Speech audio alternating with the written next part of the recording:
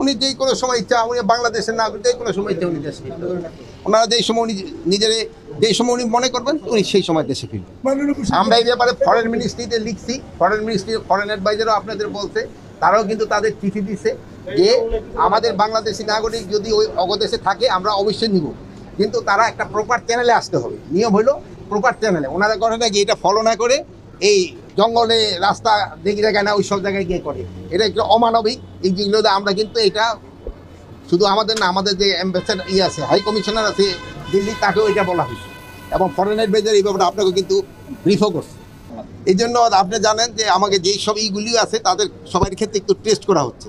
যেমন আমরা কিন্তু এখন এয়ারপোর্ট, তারপরে ল্যান্ড পোর্ট, এগুলির ক্ষেত্রে কিন্তু একটু সচেতনতা বৃদ্ধি করার জন্য বলা হয়েছে। এই জন্য আগে কিন্তু নিজেকে আপনাকে সচেতন হইতে হবে না।